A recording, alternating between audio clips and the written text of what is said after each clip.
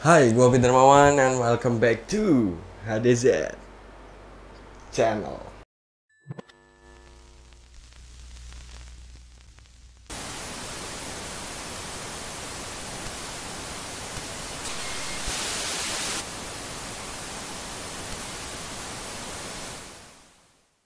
Ya, jadi di video kali ini kita akan membahas sesuatu yang disukai oleh kalangan pecinta horor, yang dimana boneka Annabelle lepas dari Occult Museum, yang kabar itu tuh membuat semua orang jadi pada heboh dan ketakutan.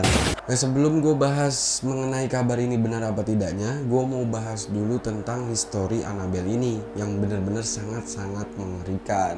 Nah, sebelum gue bahas boneka Annabelle ini secara spesifik, gue mau bahas dulu tentang Ed dan Lorraine Warren. Jadi Ed and Lorraine Warren ini adalah paranormal investigator yang dimana mereka tuh mengambil alih kasus Annabelle ini di dunia nyata.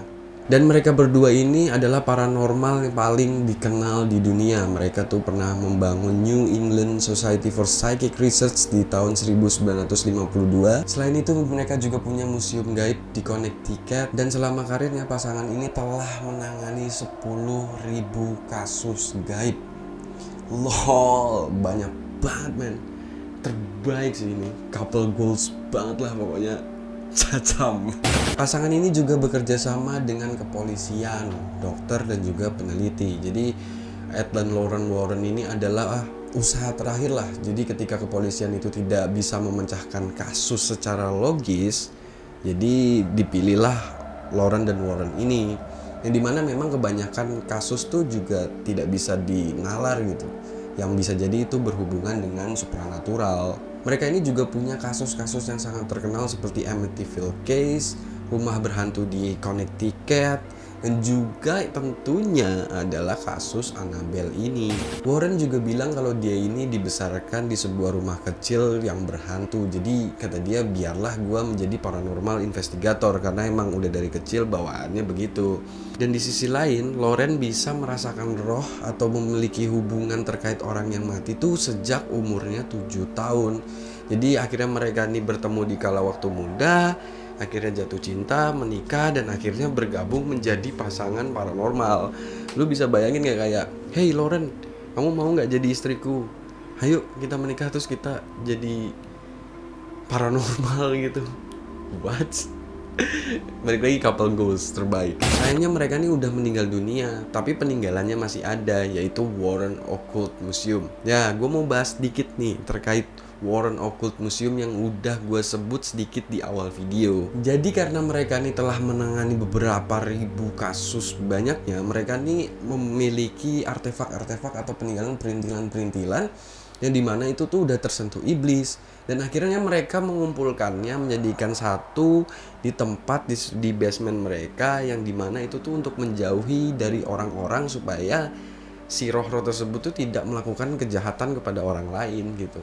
Balik lagi, mereka nih memang pasangan yang terbaik lah. Lol, nggak tahu gue apa yang ada di pikiran mereka gitu.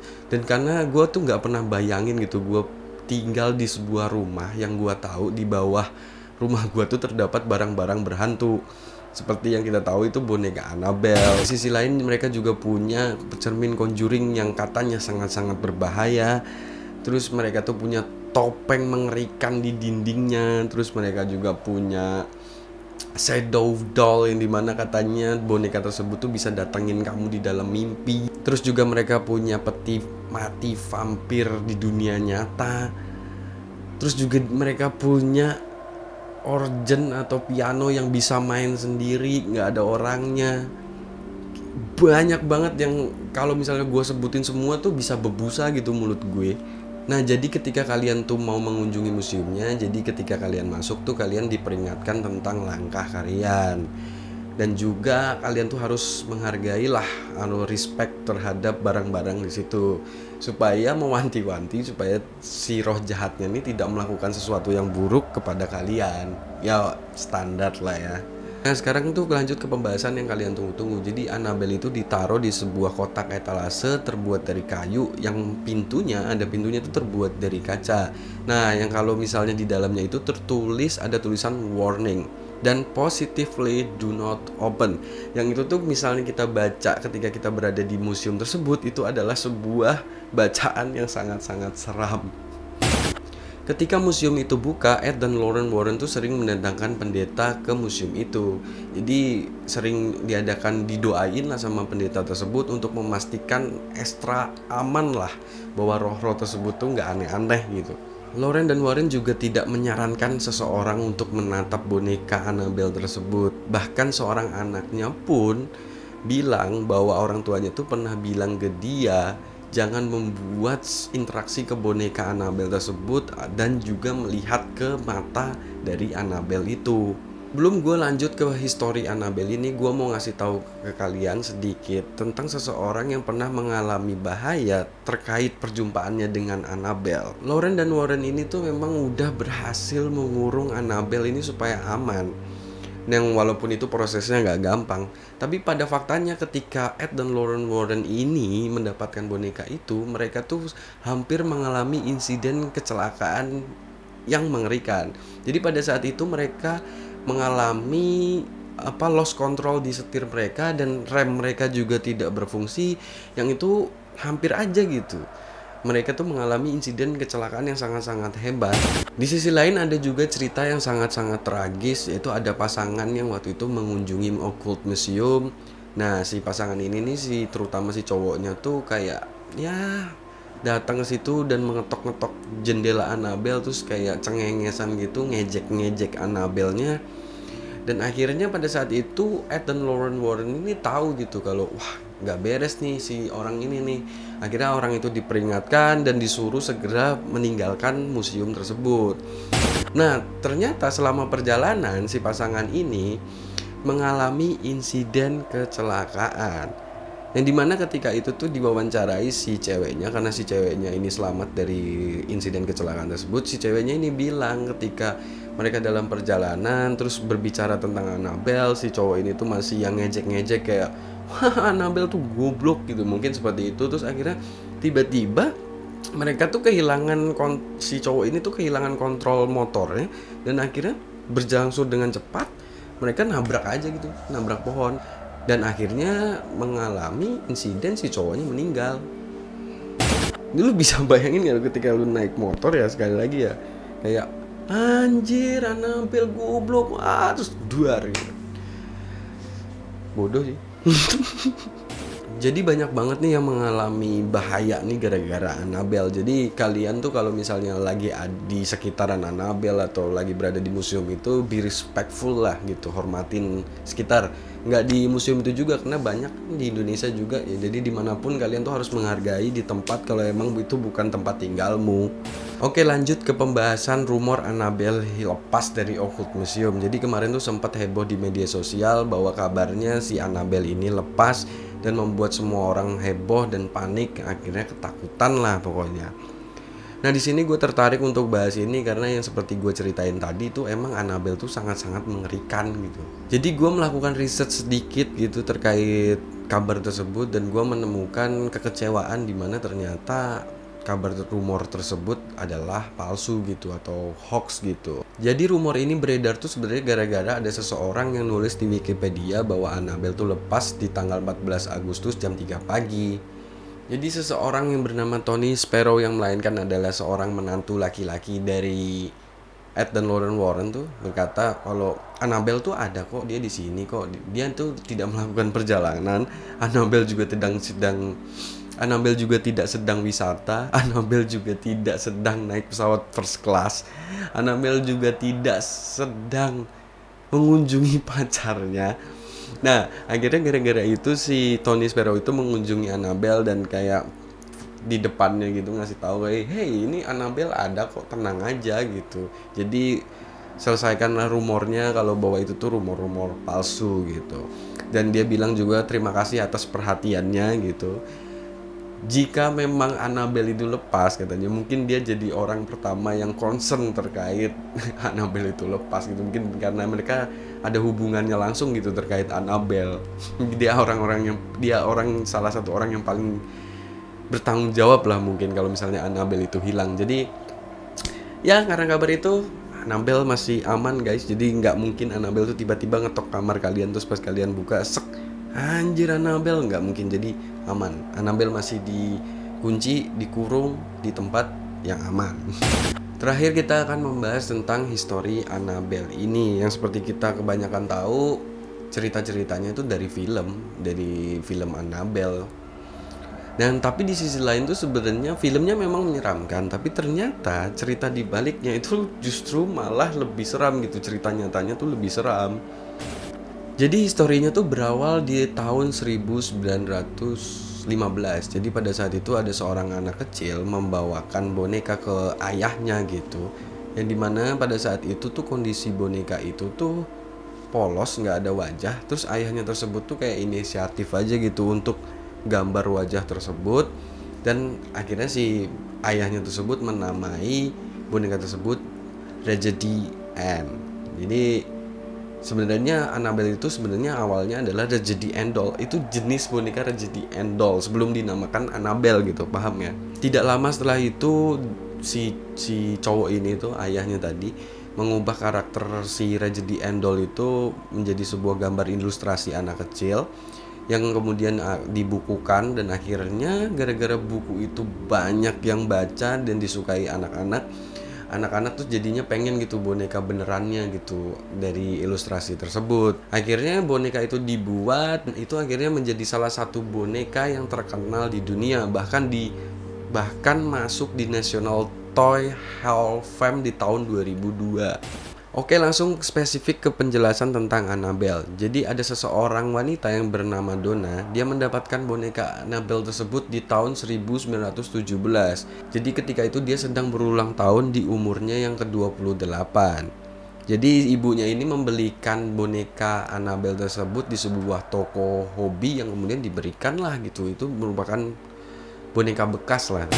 Jadi si Donna ini adalah mahasiswa yang dimana dia sudah tidak tinggal lagi bersama ibunya, melainkan bersama temannya. Nah ketika dia pertama kali mendapatkan boneka ini tuh dia tidak pernah berpikir ada sesuatu yang spesial gitu dari boneka ini gitu ya. Biasa aja ini boneka, ada uang gitu kan. Tapi tidak lama kemudian ketika dia udah punya boneka itu tuh kok kayak ada sesuatu yang aneh ya. Jadi katanya tampaknya tuh si boneka tersebut tuh bisa pindah-pindah di sekitaran apartemen mereka. Contohnya tuh misalnya kayak mereka tuh sedang pergi, terus misalnya dia tuh tahu gitu ninggalin Annabelle tuh di kasur, tapi tiba-tiba ketika mereka balik, loh kok ada di sofa gitu, bukan di kasur lagi. Terus ada juga di suatu hari mereka sedang pergi gitu, tiba-tiba ketika mereka datang, mereka menemukan sebuah secercah tulisan dari kertas kecil yang ada dituliskan help me gitu. Nah ada juga kejadian di mana Donna pulang dari kampus dan ketika mereka balik, nah ini sangat-sangat ultimate-nya ketika dia melihat bahwa di kasurnya terdapat boneka Annabelle yang sudah berlumuran darah di tangannya.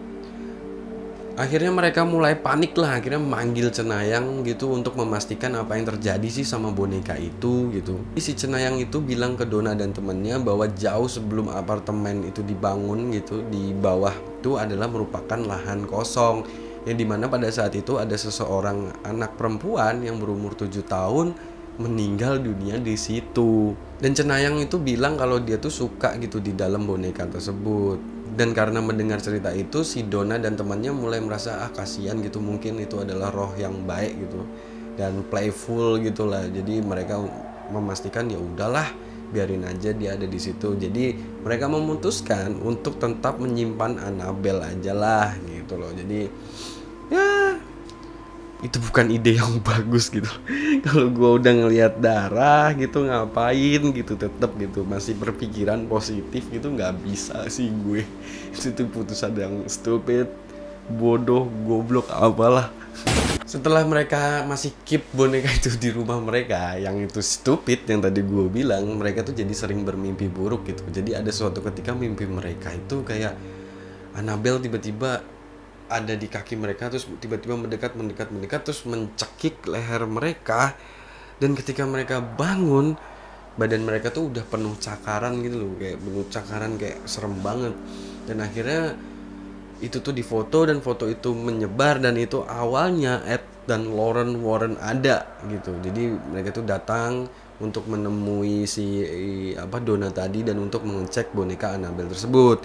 Nah, ketika Ed dan Lauren Warren mengecek tersebut, dia bilang nih ke Donna bahwa itu tuh bukan roh yang playful, yang baik gitu loh, tapi melainkan roh yang sangat tidak manusiawi, yang bener-bener jahat gitu loh.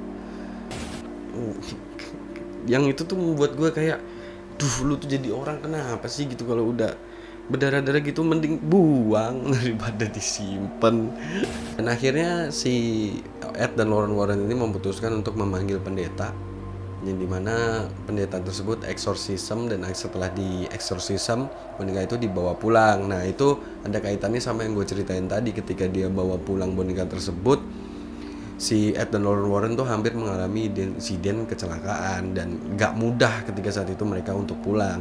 Nah, ketika mereka udah sampai rumah tuh, nah inilah sangat-sangat insane ya, ketika mereka menaruh boneka tersebut, tiba-tiba Annabelle tersebut melayang di depan muka mereka. Lu bisa bayangin gak, kayak boneka berhantu nih, apa sih gitu, tiba-tiba anjir melayang. Kayak gue nggak bisa bayangin, tuh sangat-sangat seram gitu. Tapi mungkin kalau gue masih bisa tertawa karena gue nggak mengalaminya. Tapi kalau gue bisa ngelihat boneka gue, karena gue punya boneka, terus tiba-tiba boneka gue melayang depan muka gue udah lari, atau nggak mungkin gue tonjok gitu boneka gue. Sebenarnya kan kalau dipikir-pikir Annabelle nyekik tuh nggak sakit ya, boneka gitu. Dan akhirnya cerita itu tuh menjadi sebuah inspirasi dibuat di film lah gitu. Dan gitulah endingnya. Nah, itulah sedikit cerita yang gue mau bahas tadi. Gue juga pengen minta opini kalian, sebenarnya lebih serem mana sih gitu, cerita Annabelle yang asli dengan yang di film. Coba aku tulis komen di bawah ya. Nah, gitu aja. Gue Hafid Darmawan. Jangan lupa subscribe channel ini gitu. Dan gue buat video lagi ke depannya, mungkin nggak tahu kapan ya, gue usahain. Gitu aja. Gue Hafid Darmawan, sekali lagi pamit. Thank you yang udah nonton sampai akhir. Gue Hafid Darmawan. Until next time, signing out. Bye.